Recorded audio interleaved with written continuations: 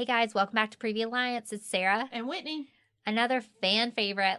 Whitney, you ready? Let's do this. Hey Whitney, here we go. In the hot seat again. Hey Whitney, I just found out I was pregnant and previously suffered a miscarriage. I'm struggling. Hard. I keep fearing I'm going to lose this baby. Any help? So first off, I want to validate that is so realistic for you to have those fears and concerns. And your anxiety about losing this baby comes from a place of protection. Yeah. Because as moms, we innately want to protect our babies. And miscarriage is hard because there's nothing that you did or didn't do that caused that miscarriage. There's nothing that the doctors could have done to prevent it. It is one of those horrible things that people go through. And it's a loss, it's a grief. It is. Experiencing too, myself, I want to say that is one of the hardest heartaches Yes. that I've ever experienced. Oh, yeah. And I struggled with both my pregnancies after with anxiety and detachment. Mm-hmm. So what is something when she's overwhelmed with those thoughts? So remind yourself, too, that your thoughts are coming from a place of protection, that they are not bad thoughts. Right. We don't want them to turn into an intrusive thought where they kind of spiral, where you're like, oh my gosh, I'm going to start bleeding. I'm going to miscarry. We don't want to have that inevitable thinking. Because thoughts are thoughts, right? Yes, thoughts are thoughts. They're fleeting. Absolutely. Thoughts are not truth. Right. So thoughts are something that we can recognize, Yes. but not validate. Agreed. And get entrapped in that. Agreed. So just know your thoughts, your anxiety comes from a place of protection. That means you're a good mom. You want to keep this baby safe. I would also encourage you to do positive affirmations of, right now, I'm still pregnant. Right now, I haven't bled. Right. Right now, the doctor says this, pregnancy is going well. Baby is growing. There was a heartbeat when I went to my last appointment. All those kinds of things. And also, if your OB, midwife, whoever your healthcare provider is aware of that miscarriage, they may put you on some progesterone to lessen the likelihood of a miscarriage. I know that I went on progesterone with Will, and then I had such anxiety in between appointments. They let me come in more frequent, but I was honest. I said, I need this. Yeah. And as I got a home Doppler, which it made me feel better. It can make you be more anxious. Agreed. So that's something you have to decide. Yes. But I think reaching out to support. Yes. And saying, I'm struggling with this. And just trying to find the joy in that moment is what helped me. And as hard as this positive affirmation is, your body is your oldest ally. Yeah. Your body did not experience a miscarriage as a form of like vengefulness or malice. Unfortunately, miscarriages happen and we don't always know the why. Yeah. And that's the hard part, because if we knew the why, we could fix it. Right. And that's likely where this mom is coming from, is that she wants to be able to fix and prevent. Yeah. And miscarriage is extremely common, 1 in 3. Oh. If not more. Not more. Because sometimes you miscarry before you even know you're pregnant. Agreed. We talk about chemical pregnancies often, or hormonal pregnancies. Right. And then too, sometimes moms miscarry at home. Very hard. Very hard. And so it may not be reported. Yeah. So I think that it could be a slightly higher percentage. To this mom, I would encourage you to allow yourself to grieve your previous pregnancy. That's appropriate. That's okay. That doesn't mean you love this baby any less because you grieve the loss of your other baby. And I think grief and joy can coexist, and people do not think that. It's hard. We planted a tree for our first loss. And then I always, in my dates, remember their birth dates. So absolutely, you're not alone. But as Whitney said, I think recognizing this thought, moving it past, meditation, voice journaling, that's support, gonna be big. And taking it day by day. That's what I had to do some days. Absolutely. That's so all you can do. You're not alone. We're sorry for your loss. You've got this. We want to encourage you. And if there's a grief support group in your area, that could be something that could be super helpful. Yeah. I would encourage you to go to Postpartum International Support or PSI Support, because they can actually help link you up with other groups. Yes, with a grief support group. So even if there's not one in your area, there could be one in another area that's done virtually. Okay. And you could attend that way. Love that. So that might be an option. That way you don't feel alone, because you're not. But miscarriage is a very lonely place to be. It's very isolating. It is. Okay. Well, this is turning tables a little bit. Hey, Whitney, my mother has strong feelings how I should be taking care of my baby. Mm-hmm. And my mother-in-law has strong feelings that are the opposite. How do I navigate this one? Well, first off, I'm really sorry, because that's hard. That's a headache. Yeah, that is just frustrating and annoying. Uh-huh. Because this is your baby. I was going to say, at the end of the day, you're the mom, you're the baby, but I do know if you're a first-time mom, it's hard because you get a lot of noise. Yeah, you do. A lot of opinions. So how can she kind of just know? I guess let's break it down. So first off, how does she politely handle this? So part of it is, do you agree with either your mom or your mother-in-law? Okay. Or is it like we have 3 different approaches? Your approach, your mom's approach, and your mother-in-law's approach. What if we'll say that she has her own approach. Okay. So with that, you just tell your mom, I really appreciate you trying to help, because we're going to give benefit of the doubt here that the intentions are good. Yeah. You say, I really appreciate your help. You did such a good job raising me. And if you have siblings, you can include them in that. However, this is something that my pediatrician has recommended, especially if we're talking like feeding, nap schedules, things of that nature. How to dress your child. Yeah. So you can say, per the pediatrician, this is their recommendation. This is what they would prefer us do. Or you can say, I've really researched heavily into this, and this is what I want to do. And sometimes it can come down to like a car seat safety thing. Yeah. So you have to say, I really understand that you want to turn my baby around forward facing, but that's not the safest thing for them at this age, height, weight, what have you. Say the same thing to your mother-in-law. Okay. Validate that they hopefully are coming from a place of good intentions, but either per the pediatrician's recommendation, which is a super easy way to kind of, blame the professional here. Because honestly, are they going to see the ped? No. No, they're not. No. Now, there may be some where they come at you with opposite, we'll call it research for lack of better. Yes. And then I guess another thing is boundaries. Yeah. So with that, again, let's just say you do you validate them. You've tried the nice way. Yeah. Mm-hmm, you've tried to be diplomatic about it. And they keep on keeping on. Mm-hmm. And that's when you say, I hear you, but this is my baby, and this is how me and my significant other are choosing to do this. And just keep it at that. Yeah. And hold strong. Oh, yeah. Just like my mom, with both my daughters, really wanted to turn them around forward-facing at 2, which that is the law. But both my children have bigger heads. They always have. And our pediatrician has said because of that, they really need to stay rear-facing at least till they're 2.5. Yeah. I'm fine with that. Yeah. Because who's driving them 99% of the time? Me. And honestly, if you follow Safe in the Seat on Instagram, that's a great one. That's a wonderful resource. Lots of free tips and all the things on there. They will tell you all the time that, kids can go crisscross applesauce in the back seat, that their legs are way more flexible than our legs. So long legs is not a reason to forward face. Yeah. My mom, love her so much, great help. She really wants to turn my 2-year-old forward facing.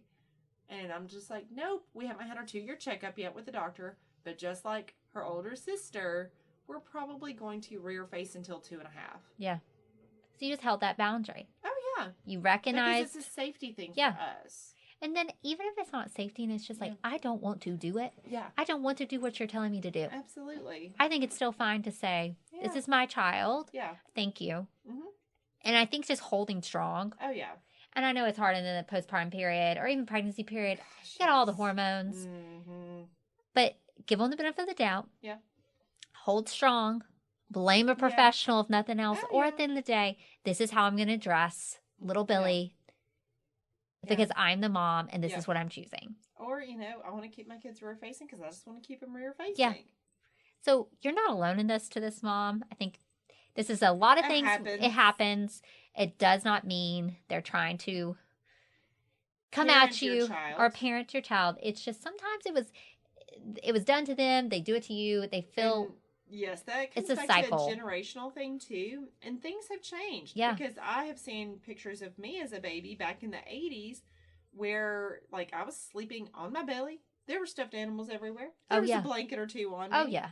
And I told my mom, I was like, you were trying to kill me of SIDS. Like, you want, that's what you were trying to do. Because when my oldest daughter came along, I was like, okay, like, nothing in the crib except for a passy. Yeah. And a Velcro swaddle and all this. And my mom's like, but what if they get cold? And I'm like, that's why you put on layers. Mm-hmm. That's why you do socks. That's why you do the little cuffs on the hands. And all that. And she's like, but it's January. And I'm like, and our heat works in the house. Like, it's a whole thing. It is a generational thing for sure. And so you have to know too, their information is what was best at that time. So they're coming from a point of, I did it and I did it. And you may hear, well, you survived, didn't you? Oh, that drives me up the wall.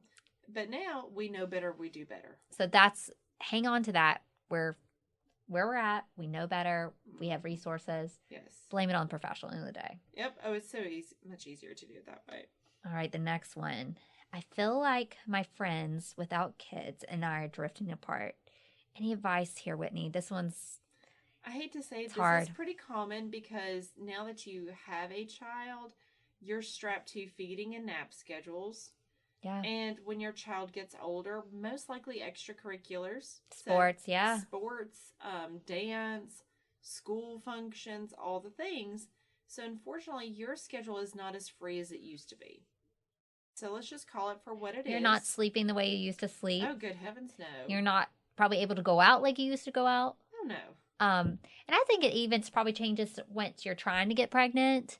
And then once you're pregnant, that kind of is where it may have started and you may not recognize that. Yeah. But once that baby comes, and I think too with motherhood, we call it a tribe a lot, right? Yes.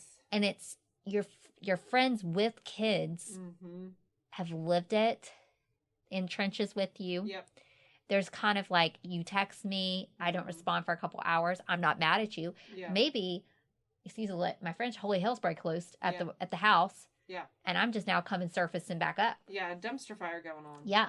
So I think to be honest to that friend and say, I love you. It's not you. It's me. It's me. It's now. me in my life, and I'm trying to balance my new role. I'm trying to balance having a human that needs me 24/7. Absolutely. And then finding time, like if it's, you may not be able to do those hour-long phone calls or hour-long drinks or go out to eat as much. Yeah. But it's just like a text. I'm thinking about you. Yeah. I appreciate, I have one friend specifically, she had 2 kids when I was trying to get pregnant, and how she made time for me. I didn't recognize and appreciate how much she did when I didn't. Now I have children. I'm like, even those little things was so impactful because now I'm like, so it's normal. It is. And, again, nobody's at fault. No, you're not trying to exile this person. Exactly. Nobody has, like I said, exiled or said, sorry, I'm done with that friendship now. Life has changed significantly. Yeah. One thing me and my best friend do, which her kids are just older, so we're in different stages. Yeah. Of motherhood, is we voice text each other. Oh, that's great. Yeah. So that way, like, it's there and we feel like we're talking to each other, but I don't have to be, like, on the phone for an hour straight or, things of that nature. Yeah. So that's been helpful for us because, we still get to hear each other's voice and all the things. So there are ways around that. I have some clients that say they use Marco Polo to do that. Oh, okay. Yeah. So there are ways that you can still have that connection. It is a shift. It is. And it's not one of those shifts that you're not going to go pre-baby again. No. So, like, that shift is going to continue. So, like, if this friendship's important to you, you both have to evolve with who you are now. And that's a mother. And that's time restraints. So, you have to have that honest conversation. Yeah. Because it's never going to be like it was before. Agreed. And, honestly, about the time you feel like you're getting out of the newborn toddler fog, either you're going to have another child or they're going to have a child. And you're going to restart. Yep, and you restart. And biggest thing with that is just being flexible. And just saying, I see you. You're still really important to me. I'm just drowning. I'm drowning right now. Yeah. So you're not alone. And that happens. It ebbs and flows. Okay, our last one today. This one's a good one. Okay. Hey, Whitney, I do not feel like myself sexually anymore after birth. Yeah. My body feels touched out. I don't enjoy it. It's impacting my relationship. So this is extremely common. And I want to throw this out there to you. Why would you expect yourself to have the same sexual drive that you had pre-baby? Yeah. When you've been through, it could have been the best labor and delivery ever. No complications. But you still grew a human inside you. Yeah, you grew a human, and it came out of you either through your stomach or vaginally. So do you really want any of that messed with? And then if you're breastfeeding. Yeah, even if you're not, and you go through the engorgement and having to dry up, it's not enjoyable. It kind of takes, the children take your sexual, I would say body parts, lack of better words here, and use it to deliver a child or feed a child. Or just sustain that human life. It just happens and you're bleeding, you're leaking. It's hard. It's hard. Our bodies, unfortunately, are a war zone. Yeah. After having a baby. I don't think guys ever get it. No. Because they're just like, they don't understand. They didn't experience, they didn't go through it. No. So they just think your body, I mean, some may give more appreciation to that body. Yeah. Others have no idea how tapped out you are. You've had a baby strapped to your chest all day. Mm-hmm. And you're just like, I don't want to be touched. And you're sleep deprived. Yeah. So sometimes sexual activity is the last thing on your mind. Oh, for sure. And also the hormone shift that we go through. You may not even want it. Yeah, I was about to say your libido is going to be pretty tapped out. Yeah. That's not alarming to me because, again, we are going through a pretty significant hormone shift. I know a lot of mamas struggle too with how different their body looks. Because it takes of the a weight bit. gain. And even if you lose all the baby weight, things may not go back quite to how they were before. No, and then, we've had Emily, our pelvic floor therapist, like she brought up some good things. Yes. You may have physical pain there. Yeah. That is related to your pregnancy and delivery that makes that sexual activity hurt. Yeah. And so it's not pleasant. So it's common. We want you to say this is common. You're not alone. Your spouse, your partner probably is not having the heavy load of the child, especially during the postpartum period. Yeah. So they're not feeling the sensory overload like you. They're probably not understanding how you are. And they don't have a physical and hormonal recovery to experience. They've kind of just, they're riding the wave of this whole experience with you, but they're not dipping and dropping their estrogen and progesterone and testosterone, even breastfeeding and what it can do to dry up secretions. Yes. There's a lot of things at play. So what can this mom do? So first of all, if you and your significant other have a good relationship, tell them that it's not about them or that you're rejecting them. It's that you're at a place where you're not necessarily ready mentally or physically. And just because the doctor says 6 weeks, follow up, you're clear, that's not necessarily the truth. Nope. And that doesn't account to your mental health in that. Exactly. So, and here's another thing. Kind of set your expectations low as far as frequency. Yeah. Because again, you're sleep deprived. You really never know what each day will hold, especially in that first year of baby's life. Things happen. And so set your expectations low on frequency. Have that open and honest conversation with your significant other. Tell them that it truly isn't about them specifically, but you've been through quite a bit and you do need time to recover. Yeah. And maybe there are other things that you can do that aren't sex that makes you feel close. Like, can you sit together on the couch and watch a movie? Yeah. Things like that make you feel more connected. I'm going to throw this out here. If he wants to take the night shift and give you a night of sleep, that might change some things. Yeah. Going to be honest there. Mm-hmm. So, but having that conversation. Yeah, if you're not absolutely. sleeping and this is the 3rd, 4th month and you've not slept. Oh, Lord help you. And you have some quiet time, you want to sleep. Yeah. Mm-hmm. And you need it. And if you're seeing him sleep when you're not sleeping, that's not going to make you want to do anything. Exactly. Yeah. And then if you're having pain, go back to our pelvic floor episode. Absolutely. So you're not alone. Communicate. Yes. And this is something, like, as we talked about, phases, stages of life. Yeah. It won't last forever. This is not forever. No. But reach out, communicate, and you're not alone. Absolutely. So this is extremely common. And I just don't think a lot of people talk about it. Well, it's a little, especially in the South yet again. Little taboo. Little taboo. People get embarrassed about it, but there's nothing embarrassing about this. No. Moms, you guys give us the best questions. You do. Good Keep job, sending guys. them. Whitney, rock star. Thank you. Until next time, guys. All right, bye, y'all. Maternal mental health is as important as physical health. The Previa Alliance podcast was created for and by moms dealing with postpartum depression and all its variables, like anxiety, anger, and even apathy. Hosted by CEO, founder Sarah Parkhurst, and licensed clinical social worker Whitney Gay, each episode focuses on specific issues relevant to pregnancy and postpartum. Join us and hear how other moms have overcome mental health challenges, as well as access tips and suggestions on dealing with your own challenges as moms. You can also browse our podcast library and listen to previous episodes at any time. Please know you're not alone on this journey. We're here to help.